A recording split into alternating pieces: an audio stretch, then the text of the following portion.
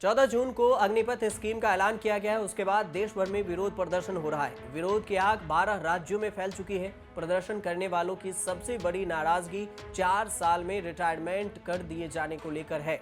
आक्रोश को देखते हुए 18 जून की सुबह गृह मंत्रालय ने अग्निवीरों को CAPF भर्ती में 10% आरक्षण का ऐलान किया और शाम होते होते रक्षा मंत्रालय ने भी 10% आरक्षण की घोषणा कर दी। अग्निवीरों को आरक्षण का कितना फायदा होगा? CRPF, BSF जैसे फोर्स में हर साल सिर्फ 3000 अग्निवीरों की भर्ती होगी, यानी कि बाकी 35,000 का क्या होगा, ये भी सवाल है। आरक्षण मिलने से उनकी बेरोजगारी की समस्या कितनी खत्म हो जाएगी? आज इन्हीं सवालों पे पूरी वीडियो बताते हैं। सेना में भर्ती की नई योजना अग्निपथ स्कीम के तहत हर साल 45 से 50,000 की भर्ती होनी है।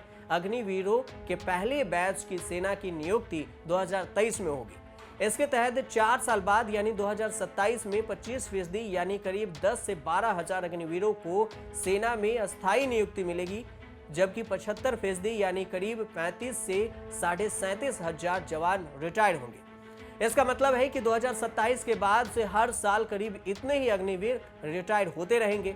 मोटे तौर पर देखें तो हर साल करीब 50,000 अग्निवीरों की भर्ती होनी है। हम इसी आधार पर अग्निवीरों को गृह और रक्षा मंत्रालय के 10% आरक्षण दिए जाने के आधार पर मिलने वाली नौकरियों का कैलकुलेशन करते हैं कि आखिर बेरोजगारी दर सेना के लिए कितनी ज्यादा रह सकती है। गृह मंत्रालय ने CAPF और असम राइफल, रक्षा मंत्रालय ने Indian coast guard, defence civilian post के साथ डिफेंस सेक्टर से जुड़ी 16 पब्लिक सेक्टर अंडरटेकिंग की भर्तियों में 10% आरक्षण देने का ऐलान किया है।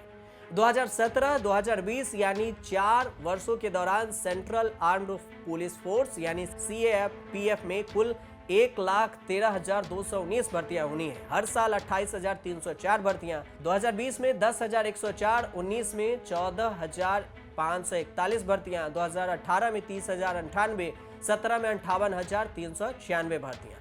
अगर पिछले 4 वर्षों के दौरान CAPF में हुई भर्तियों को देखें तो सालाना करीब 28,000 भर्तियां हुई है। अग्निवीरों को CAPF में 10% आरक्षण दिए जाने की घोषणा हुई है, यानी इस आधार पर CAPF में एक साल में करीब 2800 अग्निवीरों को नौकरियां मिलेगी। इसका मतलब है कि हर साल रिटायर होने वाले करीब 37,000 अग्निवीरों में से CAPF केवल 2800 को ही नौकरी दे पाएगा, यानी कि करीब 34,000 अग्निवीर फिर से बेरोजगार रह जाएंगे। पिछले कुछ वर्षों में CAPF में भर्तियां तेजी से घटी है। साल 2017 के बाद से CAPF की भर्तियों में 80% तक की गिरावट आई है। 2020 में CAPF में 1,29,000 पद खाली थे, 10,184 पदों की भर्तियां हुई। डिपार्टमेंट ऑफ एक्सपेंडिचर की 2019 से 20 की एनुअल रिपोर्ट के मुताबिक डिफेंस सिविलियन पोस्ट की ग्रुप C कैटेगरी में 2,05,193 पद खाली हैं। ये कैटेगरी हमने इसलिए चुना है क्योंकि 12वीं पास होने के अधिकार पर अग्निवीर इसी कैटेगरी के लिए जॉब के लिए चुने जाएंगे।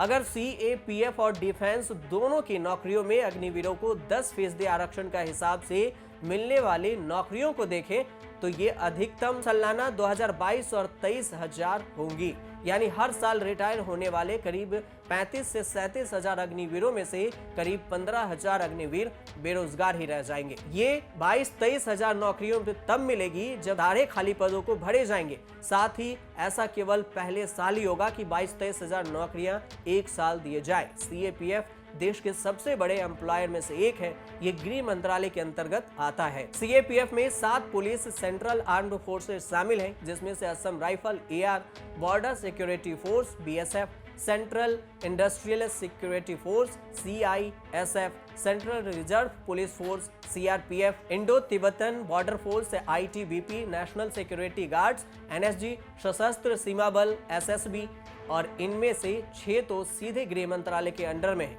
जबकि असम राइफल का प्रशासनिक कंट्रोल गृह मंत्रालय के हाथों में है, लेकिन इसका ऑपरेशनल कंट्रोल भारतीय सेना के हाथों में है, जो कि रक्षा मंत्रालय को रिपोर्ट करती है।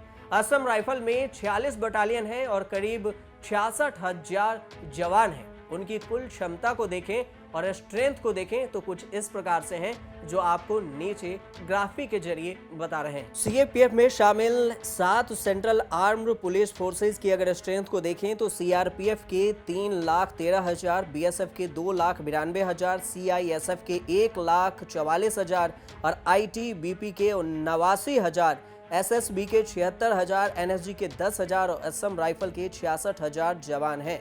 यानी कुल स्ट्रेंथ करीब 10 लाख की है। सालाना बजट इनकी 1.02 लाख करोड़ रुपए सिर्फ 2022 से 23 के बीच में रही है।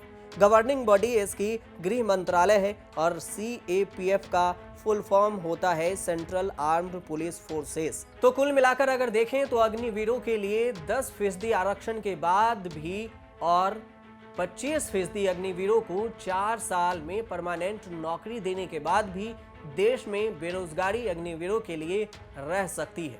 सबसे बड़ा सवाल यही है और इसी को लेकर देश भर में विरोध प्रदर्शन अभी भी जारी है। आप देखते रहिए न्यूज़ तक।